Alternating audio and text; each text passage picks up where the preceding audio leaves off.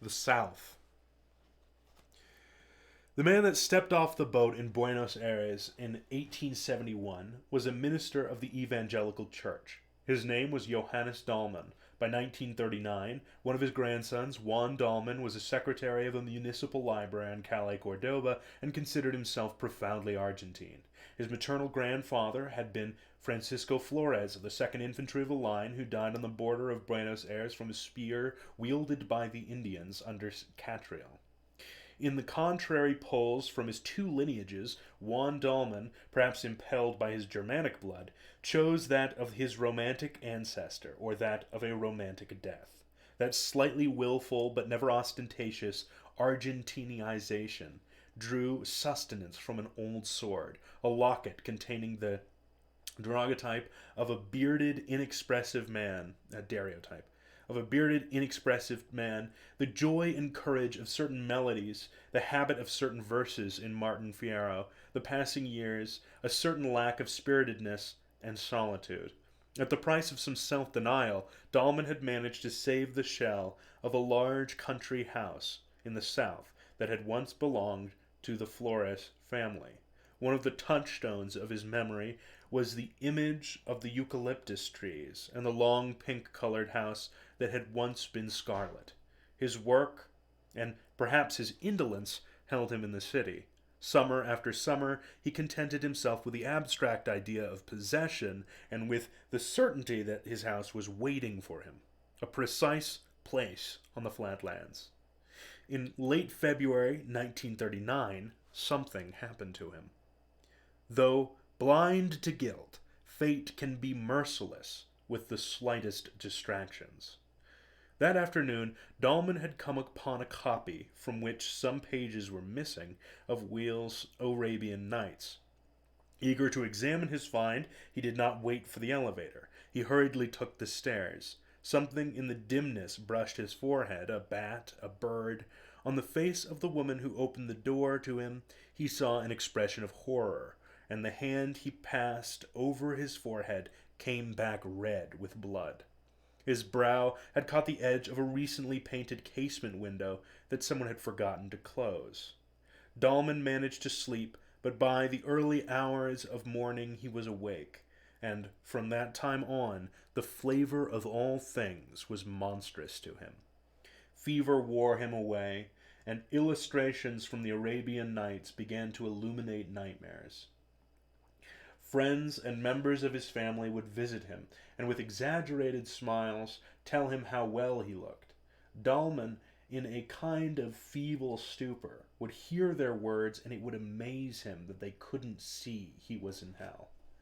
8 days passed like 800 years. One afternoon, his usual physician appeared with a new man, and they drove Dahlmann to a sanatorium on Calais, Ecuador. He needed to have an X-ray. Sitting in the cab they had hired to drive them, Dahlmann reflected that he might, at last, in a room that was not his own, be able to sleep. He felt happy. He felt like talking. But the moment they arrived, his clothes were stripped from him, his head was shaved, he was strapped with metal bands to a table, he was blinded and dizzied with bright lights. His heart and lungs were listened to, and a man in a surgical mask stuck a needle in his arm. He awoke nauseated, bandaged, in a cell much like the bottom of a well, and in the days and nights that followed he realized that until then he had been only somewhere on the outskirts of hell. Ice left but the slightest trace of coolness in his mouth. During these days, Dahlmann hated every inch of himself. He hated his identity, his bodily needs, his humiliation, the beard that prickled his face. He stoically suffered the treatments administered to him, which were quite painful, but when the surgeon told him he'd been on the verge of death from septicemia, Dahlmann suddenly, self-pitying, broke down and cried. The physical miseries, the unending anticipation of bad nights, had not allowed him to think about anything as abstract as death. The next day, the surgeon told him he was coming right along, and that he'd soon be able to go out to the country house to convalesce. Incredibly, the promised day arrived. Reality is partial to symmetries and slight anachronisms. Dahlman had come to the sanatorium in a cab, and it was a cab that took him to the station at Plaza Constitucion. The first cool breath of autumn after the oppression of the summer was like a natural symbol of his life brought back from fever and the brink of death. The city, at that 7 o'clock in the morning, had not lost that look of a ramshackle old house that cities take on at night. The streets were like long porches and corridors, the plazas like interior courtyards. After his long stay in hospital, Dahlman took it all in, with delight and a touch of vertigo.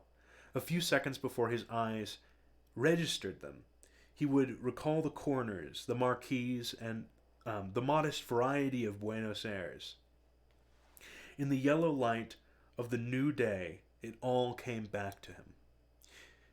Everyone knows that the South begins on the other side of Avenida Rivadavia. Dahlman had often said that that was no mere saying, that by crossing Rivadavia, one entered an older and more stable world. From the cab, he sought among the new buildings, the window barred with wrought iron, the door knocker, the arch of a doorway, the long entryway, the almost secret courtyard. In the grand hall of the station, he saw that he had 30 minutes before his train left. He suddenly remembered that there was a cafe on Calais Brazil, a few yards from Regione's house, where there was a huge cat that would let people pet it, like some disdainful deity. He went in. There was the cat, asleep. He ordered a cup of coffee, slowly spooned sugar into it, tasted it, a pleasure that had been forbidden him in the clinic, and thought, while he stroked the cat's black fur, that this contact was illusory, that he and the cat were separated as though by a pane of glass, because man lives in time, in successiveness, while the magical animal lives in the present, in the eternity of the instant. The train, stretching along the next to last platform, was waiting. Dahlman walked through the cars until he came to one that was almost empty. He lifted his bag onto the luggage rack. When the train pulled out, he opened his bag and, after a slight hesitation, took from it the first volume of the Arabian Nights. To travel with this book so closely linked to the history of his torment was an affirmation that the torment was past, and was a joyous secret challenge to the frustrated forces of evil. On both sides of the train, the city unraveled into suburbs. That sight, and later the sights of lawns and large country homes, led Dahlman to put aside his reading. The truth is, Dahlman read very little. The lodestone mountain and the genie sworn to kill the man who released him from the bottle were, as anyone will admit, wondrous things, but not much more wondrous than this morning and the fact of being. Happiness distracted him from Scheherazade and her superfluous miracles. Dahlman closed the book and allowed himself simply to live. Lunch with bouillon, served in bowls of shining metal, as in the now distant summers of his childhood, was another quiet, savored pleasure. Tomorrow I will wake up at my ranch, he thought, and it was as though he were two men at once. The man gliding along through the autumn day and the geography of his native land, and the other man imprisoned in a sanatorium and subjected to methodical attentions. He saw unplastered brick houses, long and angular, infinitely watching the trains go by. He saw horsemen on the clod-strewn roads. He saw ditches and lakes and pastures. He saw long glowing clouds that seemed made of marble, and all these things were fortuitous, like some dream of the flat prairies. He also thought he recognized trees and crops that he couldn't have told one the name of. His direct knowledge of the country was considerably inferior to his nostalgic literary knowledge. From time to time he nodded off, and in his dreams there was the rushing momentum of the train.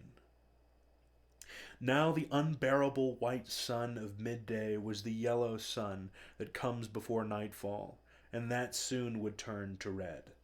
The car was different too. It was not the same car that had pulled out of the station in Buenos Aires. The plains and the hours had penetrated and transfigured it. Outside, the moving shadow of the train stretched out toward the horizon. The elemental earth was not disturbed by settlements or any other signs of humanity. All was vast, but at the same time intimate and somehow secret. In all the immense countryside there would sometimes be nothing but a bull. The solitude was perfect, if perhaps hostile, and Dahlmann almost suspected that he was traveling not only into the south but into the past. From that fantastic conjecture he was distracted by the conductor, who, seeing Dahlmann's ticket, informed him that the train would not be leaving him at the usual station, but a different one, a little before it, that Dahlmann barely knew. The man added an explanation that Dahlmann didn't try to understand, didn't even listen to, because the mechanics of it didn't matter. The train came to its laborious halt in virtually the middle of the countryside. The station sat on the other side of the tracks and was hardly more than a covered platform. They had no vehicle there, but the station master figured Dahlmann might be able to find one at a store he directed him to, 10 or 12 blocks away. Dahlmann accepted the walk as a small adventure. The sun had sunk below the horizon now, but one final splendor brought a glory to the living yet silent plains before they were blotted out by night. Less to keep from tiring himself than to make those things last, Dahlmann walked slowly, inhaling with grave happiness the smell of clover. The store had once been bright red, but the years had tempered its violent color to its advantage. There was something in its sorry architecture that reminded Dahlmann of a steel engraving, perhaps from an old edition of Paulette Rudinier. There were several horses tied to the rail in front. Inside, Dahlmann thought he recognized the owner. Then he realized that he'd been fooled by the man's resemblance to one of the employees at the sanatorium. When the man heard Dahlmann's story, he said he'd have the calash harnessed up to add yet another event to that day. And to pass the time, Dahlmann decided to eat there in the country store. At one table, some rough-looking young men were nosily eating and drinking. At first, Dahlmann didn't pay much attention. On the floor, curled against the bar, lay an old man as motionless as an object. The many years had worn him away and polished him, as a stone is worn smooth by running water, or a saying is polished by generations of humankind. He was small, dark, and dried up, and he seemed to be outside time, in a sort of eternity. Dahlmann was warmed by the rightness of the man's hairband, the baize poncho he wore, his gaucho trousers, and the boots made out of the skin of a horse's leg. And he said to himself, recalling futile arguments with people from districts in the north, or from Entre Rios, that only in the south did gauchos like that exist anymore. Dahlmann made himself comfortable near the window. Little by little, darkness was enveloping the countryside, but the smells and sounds of the plains still floated in through the thick iron gate at the window. The storekeeper brought him sardines and then roast meat. Dahlman washed them down with more than one glass of red wine. Idly he savored the harsh bouquet of the wine and let his gaze wander over the store, which by now had turned a little sleepy. The kerosene lantern hung from one of the beams. There were 3 customers at the other table. 2 looked like laborers. The other, with coarse Indian-like features, sat drinking with his wide-brimmed hat on. Dahlman suddenly felt something lightly brushed his face. Next to the tumbler of cloudy glass, on one of the stripes in the tablecloth, lay a little ball of wadded bread. That was all. But somebody had thrown it at him. The drinkers at the other table seemed unaware of his presence. Dahlman, puzzled, decided that nothing had happened, and he opened the volume of the Arabian Nights as though to block out reality. Another wad of bread hit him a few minutes later, and this time the laborers laughed. Dahlman told himself he wasn't scared, but that it would be madness for him, a sick man, to be dragged by strangers into some chaotic bar fight. He made up his mind to leave. He was already on his feet when the storekeeper came over and urged him, his voice alarmed. "Senor Dahlman, ignore those boys over there. They're just feeling their oats." Dahlman did not find it strange that the storekeeper should know his name by now, but he sensed that the man's conciliatory words actually made the situation worse. Before, the men's provocation had been directed at an accidental face, almost at nobody. Now it was aimed at him, at his name, and the men at the other table would know that name. Dahlman brushed the storekeeper aside, faced the laborers, and asked them what their problem was. The young thug with the Indian-looking face stood up, stumbling as he did so. At one pace from Dahlman, he shouted insults at him as though he were far away. He was play-acting, exaggerating his drunkenness, and the exaggeration produced an impression both fierce and mocking. Amid curses and obscenities, the man threw a long knife into the air, followed it with his eyes, caught it, and challenged Dahlman to fight.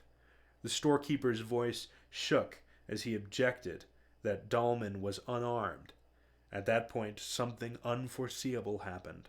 From out of a corner, the motionless old gaucho, in whom Dahlman had seen a symbol of the South that belonged to him, tossed him a naked dagger. It came to rest at Dahlman's feet. It was as though the South itself had decided that Dahlman should accept the challenge. Dahlman bent to pick up the dagger, and as he did, he sensed 2 things. First, that virtually instinctive action committed him to fight, and second, that in his clumsy hand the weapon would serve less to defend him than to justify the other man's killing him. He had toyed with a knife now and then, as all men did, but his knowledge of knife fighting went no further than a vague recollection that thrusts should be aimed upward and with the blade facing inward. They'd never have allowed this sort of thing to happen in the sanatorium, he thought. "Enough stalling," the other man said. "Let's go outside." They went outside, and while there was no hope in Dahlman, there was no fear either. As he crossed the threshold, he felt that on the first night in the sanatorium, when they'd stuck that needle in him, dying in a knife fight under the open sky, grappling with his adversary, would have been a liberation, a joy, and a fiesta. He sensed that had he been able to choose or dream his death that night, this is the death he would have dreamed or chosen. Dahlman firmly grips the knife, which he may have no idea how to manage, and steps out into the plains.